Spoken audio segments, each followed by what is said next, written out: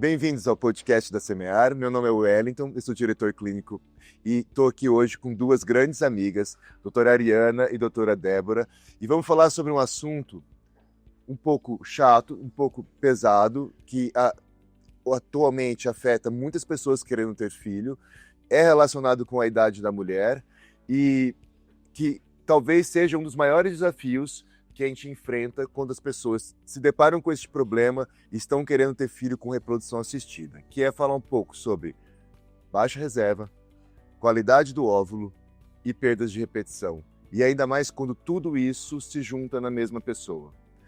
Então, para a gente começar a falar um pouquinho, eu queria perguntar para a Arê, dar uma pequena explicação sobre reserva ovariana. O que é esse nome? O que isso significa? Eu vou usar uma comparação que eu uso muito para as minhas pacientes em consultório, né? Eu costumo explicar o seguinte: o que é a reserva ovariana? A gente vai imaginar duas famílias. Uma família paga todas as suas contas, os seus boletos em dia e guarda dinheiro. A outra família paga todos os seus boletos e não guarda dinheiro. Se a gente fizer uma analogia com os nossos ovários, a família que guarda dinheiro é a família da alta reserva ovariana. E a família que não guarda dinheiro é a baixa reserva. Então, o que é isso na prática? Mesmo na baixa reserva, a mulher ela vai menstruar todos os meses, ela não vai ter nenhum sintoma de climatério, ela não vai ter irregularidade menstrual, mas na hora que ela precisar de mais óvulos para a reprodução assistida, que é isso que a gente quer, ela não vai ter esse dinheiro guardado. E isso vai impactar no resultado, diminuindo a chance do tratamento dar certo. Boa. Então, quer dizer, a baixa reserva ovariana não afeta a chance de gravidez natural. Exatamente, ela pode engravidar naturalmente. A questão é o que vai acontecer quando ela precisar desses óvulos para a reprodução assistida. Exatamente. E aí, a baixa reserva, então, é algo que não é uma preocupação para quem está tentando engravidar naturalmente, porém, para quando a gente vai fazer fertilização in vitro, um ponto é, quanto mais óvulos a gente consegue, maior a chance daquele tratamento e daquele esforço e daquele investimento resultar em embriões, vários embriões, e que vai resultar em um bebê. Então, porque não é um processo, infelizmente, do 100%, né? Um óvulo não vira um embrião que vira um bebê. A gente precisa de mais, a gente vai tendo perdas. Isso não é um problema para a gravidez natural, Sim. porque a mulher, independente daquela que tem um monte de folículo e aquela que tem pouco folículo, vai ovular só um. Mas na reprodução assistida, aquela que tem muito folículo, a gente consegue mais, e ela é um caso mais fácil para a gente tratar. Porque, eu falo, a reprodução assistida ela é importante como um acelerador. Só que só acelera se eu conseguir muitos óvulos. Porque se eu conseguir só um óvulo, vai estar muito próximo daquilo que conseguiria naturalmente. A única diferença seria transpor obstáculos, por exemplo, um espermatozoide muito ruim, a trompa que não funciona, mas na FIV a gente acelera mais, quanto mais óvulos, mais feliz a gente fica, porque a gente sabe que vai conseguir colocar. Débora, e um outro tópico extremamente delicado, que é esse de qualidade do óvulo.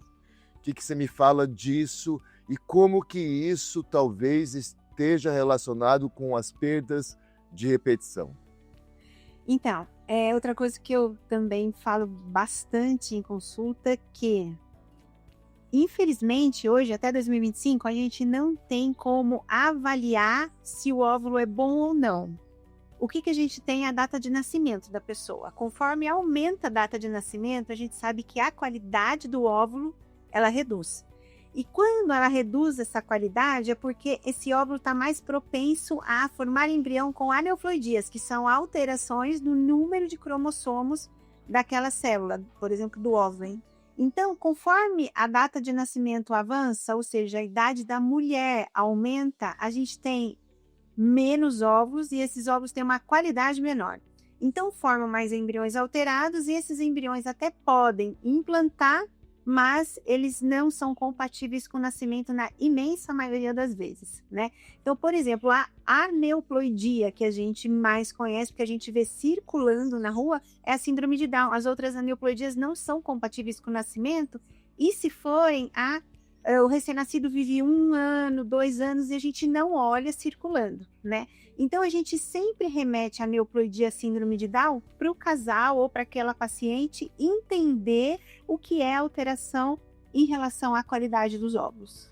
Ótimo. Um ponto que eu coloco também é para tentar transmitir essa ideia é quando forma um embrião, qual proporção deles que tem alteração e o quanto que isso tem de impacto com relação da idade. Obviamente que eu vou ter mulher com 40 anos que tem uma qualidade ocitária boa, que vai formar embriões normais, e umas de 20 anos que também formam muito embriões ruins, tá? Porque existe uma variabilidade, mas é muito associado com a idade. Quando a gente pega muitos números, o que eu tenho? Mulheres de 30 anos, 30% dos embriões são alterados, 70% são normais. Quando eu vou para os 44 anos, 90% são alterados, 10% são normais. E o que isso traz de impacto, pensando que a pessoa que não vai para a fertilização in vitro, que engravida naturalmente, uma taxa de perda gestacional de 10% aos 30 anos, chegando aos 50%, 70% aos 45 anos ou mais, quando engravida naturalmente. Então, a qualidade do óvulo, no final, tem uma associação muito forte com perda gestacional, e a gente sabe que pessoas que têm perdas de repetições, a causa mais provável é que os embriões são aneuploides.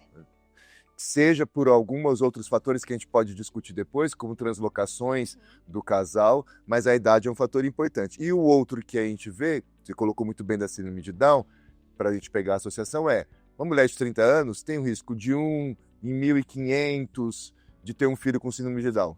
Chega a 2, 5%, 1 a cada 20, 50 nascimentos, quando a mulher tem 45 anos, engravida naturalmente. É uma mudança de pensar de 1 para 1.000, para 1 para 20, é 50 vezes mais comum. Então, a gente tem essa associação muito forte e qualidade do óvulo, número de óvulos, é a nossa barreira principal, o nosso medo na reprodução assistida. A gente até sofre um pouquinho também com espermatozoides, que às vezes eles afetam, mas frequentemente a nossa barreira é a questão do óvulo.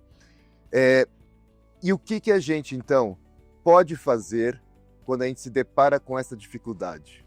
Nossa, o ideal seria a gente não chegar nessa dificuldade, né? Até foi legal você perguntar da reserva ovariana, não é? Porque, assim, tem uma coisa que me preocupa muito no dia a dia, que é o pessoal usando testes de reserva ovariana para falar se pode esperar para engravidar. Isso acho que a mensagem principal coisa é a idade. Mas quando a gente já chegou, né, na idade, igual você falando, mulher de 40, 45 anos que quer engravidar, aqui eu tô falando em termos de chance, né? A gente sabe que é um processo que a pessoa tem, que, né, é difícil, mas se a gente for falar em maior chance de gravidez na baixa reserva e na idade avançada, é a doação de gameta. Embora seja uma coisa difícil, às vezes, da gente trabalhar. Mas a gente tem que pensar no uso de óvulos doados nesses casos, né? Que nem sempre é fácil. Não. E isso, ou repetir muitas vezes o tratamento, por que a gente sai, né? Exato. Pensando, uma mulher de 30 anos, que eu consigo captar dela 30 óvulos, e ela tem 90% de chance de conseguir um bebê no tratamento. Uma de 42 anos, que capta 4 óvulos, ela tem 2% de chance de conseguir um bebê. E isso é algo que precisa ser colocado porque a pessoa está investindo tempo, está investindo muitas expectativas. Emocionalmente é muito desgastante. E o que fazer, né, frente a isso? Vou brincar com meus 2%, que na verdade você está como se fosse jogar sabe, você vai num cassino e coloca um número de 36 para acertar. É uma loteria, no final você está trabalhando com 2%, é igual você jogar no cassino, colocar todas as suas fichas num número e torcer que vai dar certo. Geralmente não vai dar certo. Então, quando a gente está enfrentando essa questão da idade e com isso, ou eu brinco com essa chance menor que 10%, que é muito sofrido, ou a gente conversa um pouco sobre óvulos doados, e isso é um pouco complicado, porque ninguém quer, vamos dizer, desapegar de transmitir a sua carga genética para o filho. É difícil desapegar, mas aí você sai dos 4, 5% que a gente está falando para uns 50% de chance de ter filho quando está usando gameta doado. E talvez exista algo que pudesse ter sido feito há muito tempo atrás para não ter isso. Descongelamento biológico. O planejamento reprodutivo, na verdade, né? O E quando congelamento. congelar e quanto congelar, Débora? Ainda bem que você trouxe pra gente um artigo muito bacana. Quantos óvulos devemos congelar? Não, esse é um número, realmente é um ponto de interrogação. Claro que quanto mais óvulo a gente tiver, maior a chance da gente formar embrião, né? Na verdade, o que seria melhor? Seria já a gente congelar o embrião pronto, mas nem sempre a pessoa, a mulher que tá com 25, 30, 32, 35 anos, que é a faixa etária ideal, nem sempre ela já tem uma pessoa assim, em mente com quem que ela vai querer ter esse filho, no caso de um casal heterossexual, né? Se fosse um casal homoafetivo, ela pode usar um sêmen doado, mas a parceira pode, ou o parceiro pode acontecer deles não quererem tal característica do doador. Então, o ideal hoje em dia é a gente fazer o congelamento de óvulo. E o congelamento de óvulo, que eu costumo colocar para os pacientes entenderem, é igual a um seguro de carro. A gente compra um carro, a gente faz um seguro, só que a gente não quer usar o seguro, a gente não quer usar nem a franquia do seguro, mas qualquer coisa, deu perda total, tem um carro novo, né? Então, o congelamento de óvulo é a mesma coisa. A gente tenta, porque hoje em dia a mulher caiu no mercado de trabalho, quando ela vai se estabilizar, ela já passou de 40 anos. Eu sou mulher, a Ariana é mulher, a gente teve essa dificuldade ao longo da nossa vida profissional. E a gente tem esse recurso que o FDA liberou em torno de 2013, né? O congelamento de óvulos. Eu não tive essa possibilidade, eu fui ter filho em 2003, justamente pensando que eu podia ser uma pessoa infértil, eu tinha 28 anos, né? Então, porque não tinha outra forma da gente fazer. Então, assim, quanto mais óvulo a gente tiver, melhor. Então, a gente teria que pegar mais ou menos uma média de uma chance de sucesso de engravidar de uns 80%. Então, isso é bastante. Então, se a gente pega uma mulher com uma idade mais jovem, em torno de 30, 35 anos, a gente vai precisar, em média, de menos ciclos de estímulo para ter um número bom de óvulos, mas nunca 100%, porque a medicina não é matemática. Agora, se de repente chega uma mulher de 39 anos e fala, doutor, eu quero congelar. Você vai falar, não, ela passou de 35 anos? Não, porque às vezes foi o momento que ela viu em reportagem, ela percebeu que está um pouco longe aí a idade que ela gostaria de ser mãe.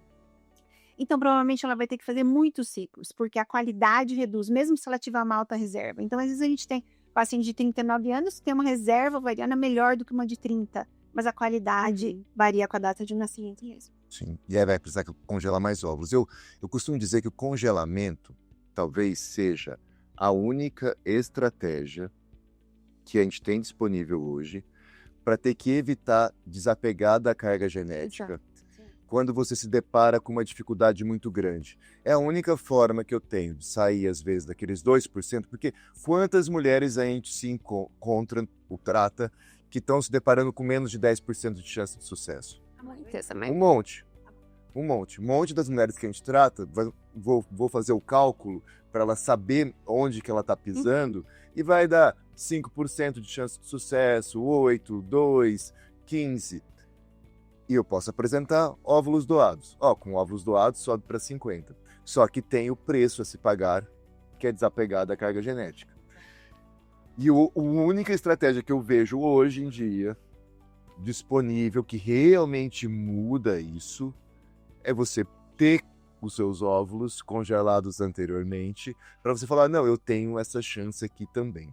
E mesmo com o óvulo congelado, a pessoa, por exemplo, que ainda está com menos de 40 anos, pode optar por tentar naturalmente, tá? Tentar com os óvulos, tentar naturalmente, ela tem até mais tranquilidade para tentar naturalmente mais tempo, porque ela não tem aquela pressa toda, porque ela sabe que tem aquilo, e eventualmente ela tem menor risco de precisar do tratamento de reprodução assistida. Então, congelar o óvulo, às vezes, permite até que ela engravide mais, naturalmente, dá essa tranquilidade de não ter aquela correria, mas eu não tenho que ir rápido, porque senão eu vou ter que usar óvulo doado. E assim, a gente tem uma fila enorme de pessoas querendo óvulos doados, então mostra que esse é um problema real da atualidade. E eu também, ao congelar óvulos, a Débora colocou de uma forma brilhante, congelar embriões é mais efetivo. O óvulo sofre mais que o embrião para ser congelado. Só que o óvulo te dá flexibilidade. O óvulo dá mais chance que o embrião dá mais. Ele sofre menos no processo de descongelamento que o óvulo, porque o óvulo ele tem mais água dentro dele e isso acaba dificultando formar mais cristais. Mas o óvulo dá muito mais flexibilidade para a mulher. Autonomia, né? Ela tem uma autonomia porque o material é dela. Porque se estou eu casado com a Ari e a gente forma os embriões, mas aí a gente se separa. É dos dois, os embriões são dos dois, né? A Ari não vai usar, não vai usar esses embriões. Os embriões estão perdidos, porque aí vai ser muito difícil um dar permissão para o outro utilizar, ou mesmo se a Ariana casa com outra pessoa, aquela pessoa não vai querer usar o embrião que a carga genética era minha. E isso acaba dando essa dificuldade do embrião, que é não permitir que se mude. E a gente percebe que os casais se mudam com grande frequência, tudo pode acontecer. Então, ter óvulo congelado é para quem pensa em ter filho jovem ou para quem pensa em ter filho tarde? Eu falo, é para todos. Para todos que querem ter filhos. Eu acho que talvez seja até para quem não queira, e talvez principalmente para quem não queira, porque a gente muda de ideia. Pode mudar de ideia. A gente muda de ideia. Também, a gente muda de pele o tempo todo, a gente muda de ideia. Então, assim, o que é uma outra coisa que eu sempre falo para todas as mulheres, para os casais, que você acaba sendo você mesmo doadora para você no futuro, né? Então isso é importante. E outra coisa, falando até na qualidade do óvulo, que foi o primeiro ponto que eu falei, hoje em dia, se a gente for pensar, a vitrificação, que é o congelamento do óvulo, foi liberada em 2013. Até a pandemia foram só 7 anos. 7 anos para mudança um pouco de sociedade, né? A gente ter mais cargos, estudar mais, é pouco tempo. Aí veio a pandemia que brecou o mundo todo em todos os sentidos, principalmente na reprodução. No primeiro ano de pandemia foi difícil fazer reprodução. E aí agora a gente já está em 2025. Então se a gente for pegar, é um tempo curto, mas para o ovário da paciente é um tempo muito longo. E com isso, hoje em dia, a gente faz mais atividade física do que no passado. Então a gente aparenta um corpo mais jovem. A gente tem mais técnicas de estética, enfim, cirurgias. Então a gente aparenta ser mais jovem, só que o nosso ovário não sabe. A gente não tem botox para ovário. A gente não tem como, vamos rejuvenescer o ovário. Não existe isso na ciência. Os nossos ovários são iguais aos dos nossos avós. Não mudaram nada, são idênticos. Né? E além disso, a gente tem mais poluente, a gente tem mais substâncias, tanto ambiente, tudo que a gente não tem noção do impacto, né? Mas o fato é, o óvulo envelhece. Então, o que eu pego bastante? Eu pego bastante na clínica paciente de 39, 40, 41, e que elas ficam realmente admiradas quando dão o impacto. A maioria dos embriões são aneuploides. Fala, como assim? Como isso está acontecendo comigo? É exatamente isso que mostra a mulher da Ásia, a mulher da Europa, a mulher da América. Não é só um evento no Brasil, porque a medicina reprodutiva no Brasil é muito boa, né? Então, a gente se baseia tudo em estudo científico e realmente isso acontece. A gente vê todo dia isso no consultório, né? Então, isso aqui é importante a gente ter uma noção que é super válido fazer esse congelamento, mesmo se a gente não for usar no futuro. É mais fácil a gente descartar um óvulo do que descartar, entre aspas, um embrião. Pode doar o óvulo para outra pessoa. Pode. Você pode congelar, você pode congelar o óvulo hoje.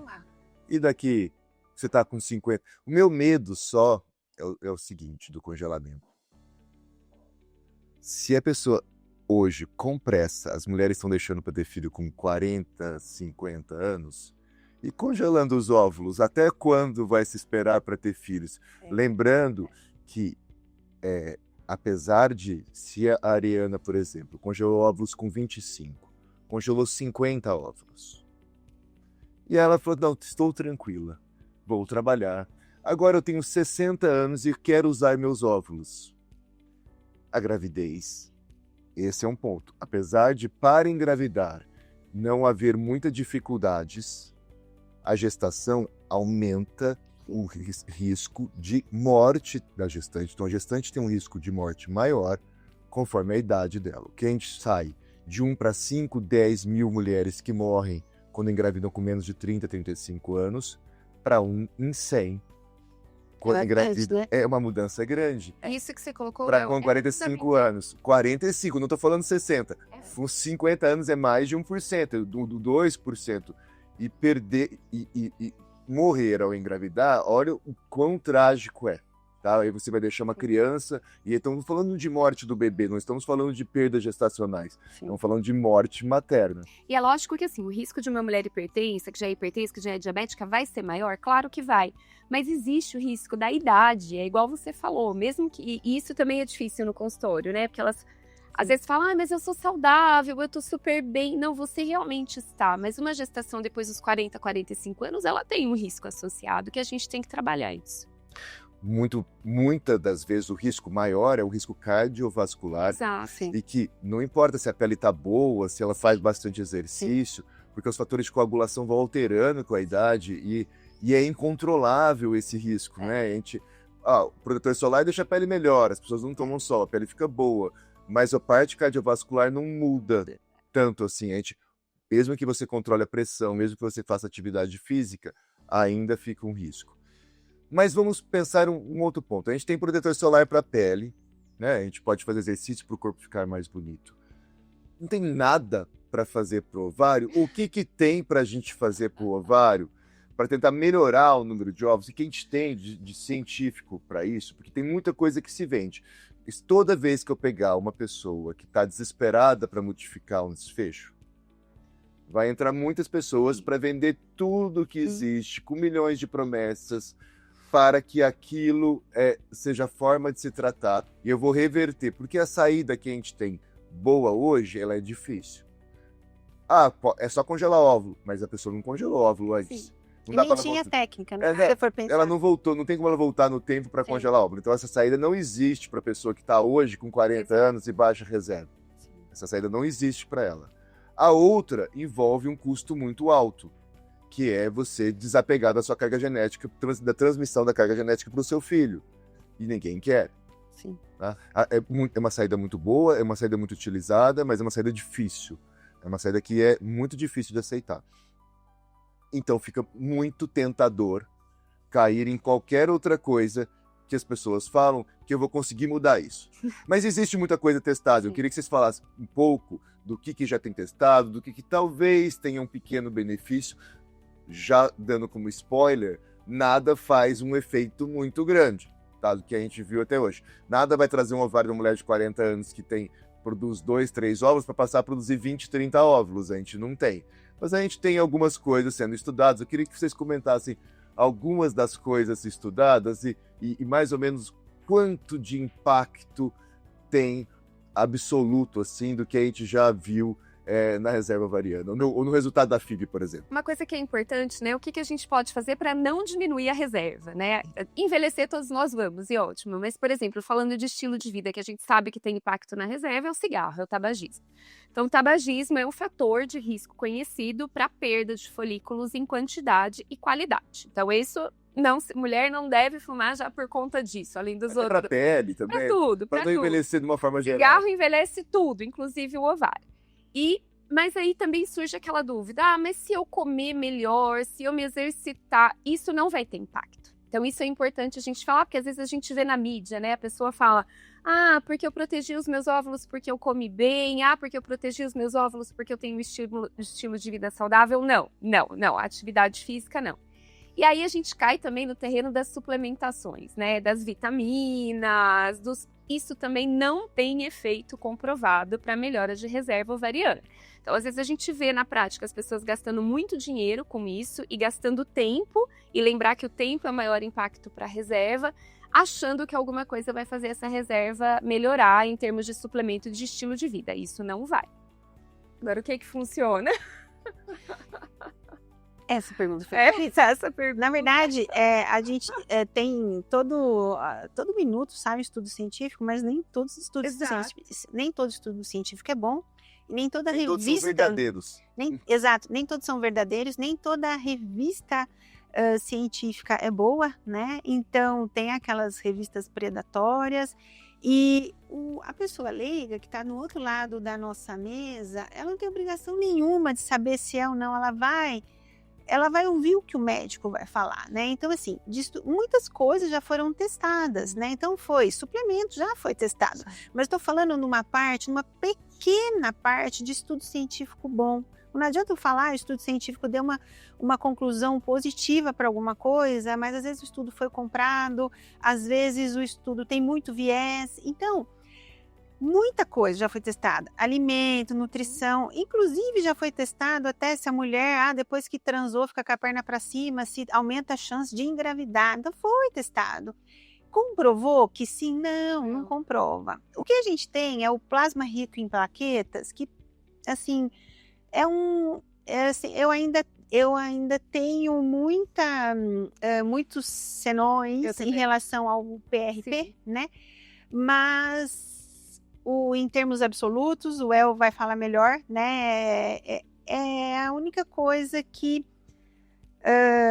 eu acho que tem, se tiver um pouquinho de chance, mas para mim ainda é zero.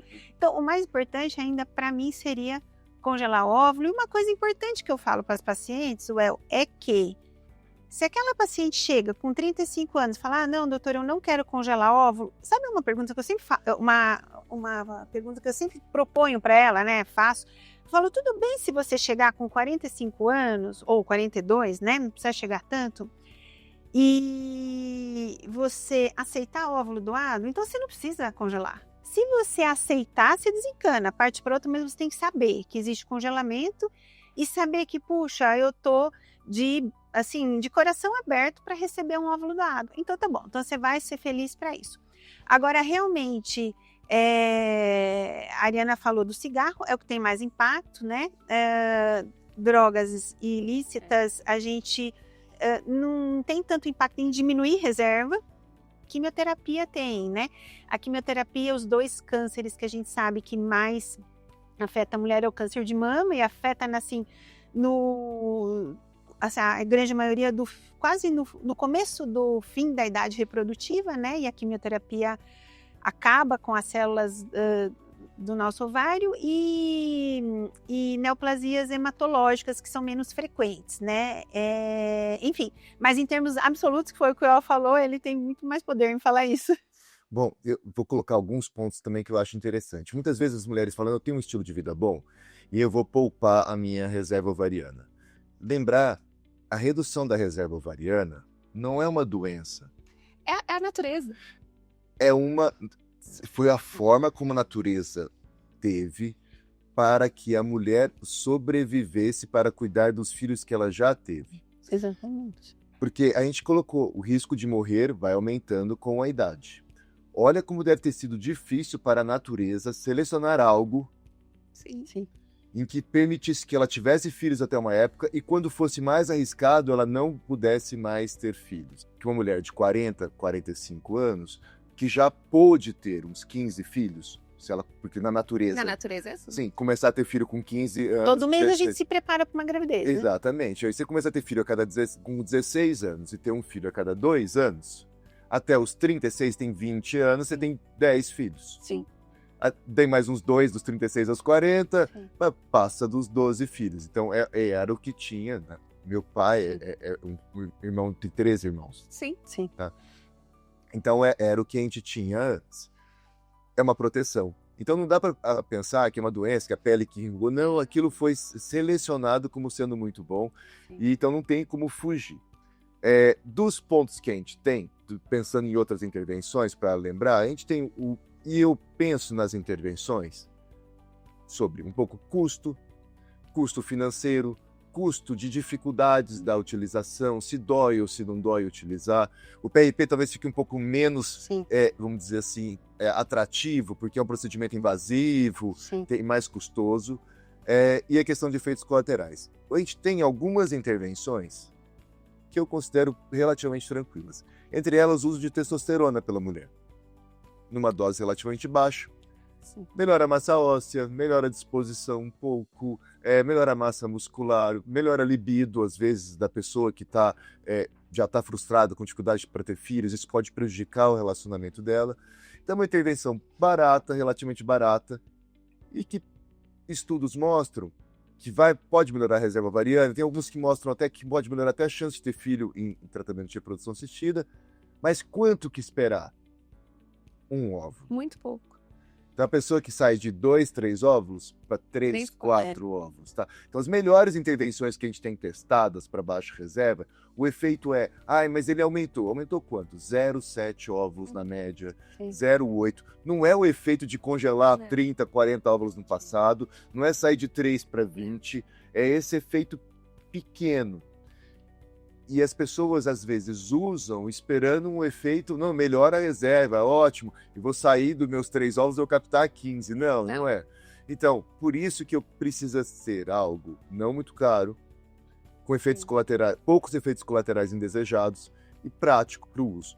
Porque senão começa a ficar menos, pelo menos o que a gente tem hoje. Pode ser que um dia a gente descubra algo que faça a mulher produzir muito mais óvulos? Claro que pode, tudo pode acontecer. Hoje em dia é só o congelamento prévio para sair de pouco para um monte, mas isso sim pode acontecer.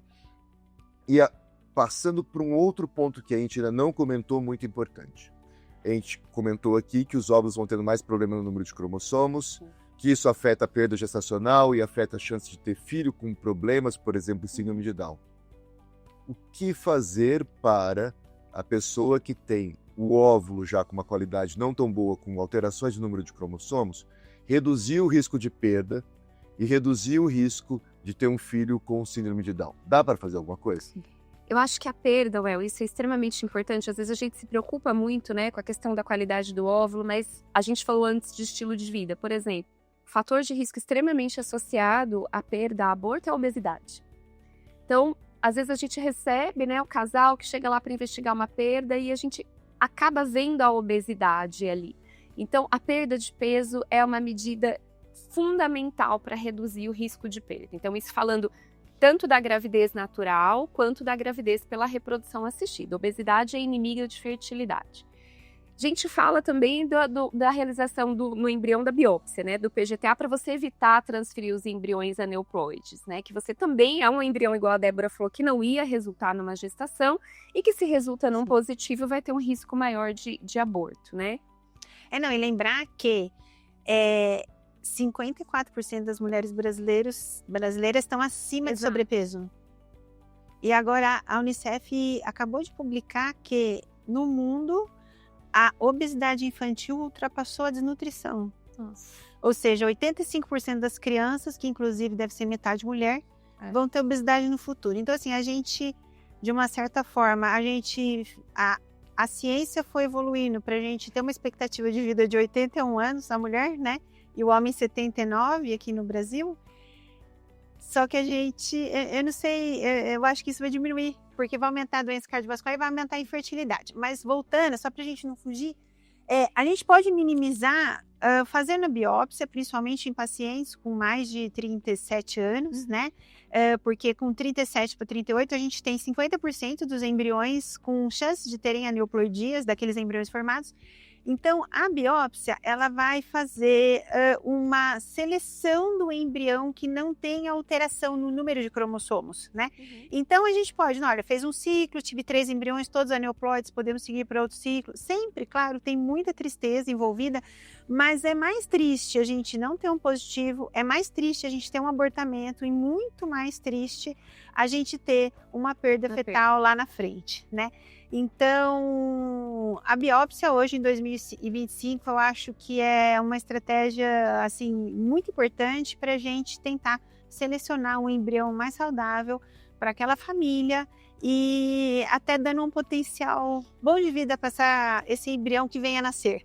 Concorda? Sim, concordo plenamente. E tudo, eu acho, para a pessoa tomar essa decisão, ela tem que ter a ideia do risco de perda dela basal. Sim. Então a gente está falando aqui que, dependendo da idade da mulher e do número de perdas que ela já teve, ela tem um risco de 50%, 60% de ter uma nova perda. Sim. Se fizer análise genética, é a única coisa, apesar da obesidade ter, não tem o impacto do análise genética, que vai trazer de 50% para 10%, 15% de risco de perda. Então, continua perdendo com análise genética, infelizmente, continua perdendo, mas cai para 10%, 15%. saindo de 50, é uma diferença muito grande. E o embrião euploide, ele tem 50% de chance de implantar. Até de uma mulher de 42 anos, né? E uma outra coisa que eu acho que a gente deve estar no final, que eu queria deixar assim claro. Perda de gestação recorrente ou de repetição são 2 ou mais perdas. É muito diferente do que falha de implantação. Então, quando a gente faz a transferência embrionária de um embrião de FIV, né, a gente não pode falar falha de implantação em quem está tentando espontaneamente. Então, foi o embriãozinho, transferiu o embrião euploide, nós temos que ter feito a biópsia. Aí você transferiu e esse embrião não grudou no útero, ou seja, não implantou, o teste veio negativo. Se você tiver mais de 3 falhas, isso é falha de implantação. É diferente. E a principal causa de perda gestacional recorrente é causa embrionária, é a principal. Não é trombofilia, que se a gente fizer um gráfico de pizza, a trombofilia vai estar em 2%. Não é fator uterino é a causa do embrião. Então, por isso que é muito importante, mesmo a mulher numa idade mais jovem, que tem essa história, a gente conversar para ver se eles querem fazer a biópsia para estar selecionando. E a gente, como ser humano, a gente gosta de controlar tudo, a gente tentar controlar um pouco os fatores controláveis. Né? Porque 50% eu falo que é Deus, a gente não tem controle, a gente não tem controle, né? Mesmo esses 10, 15% não está no nosso controle. Não está no nosso controle. Não tá, mas dá para modificar um pouco. Eu gostaria de agradecer demais aí a presença, falar sobre esse assunto tão interessante. Muito obrigado e vamos encerrar o nosso podcast da Semear de hoje. Obrigado a todos.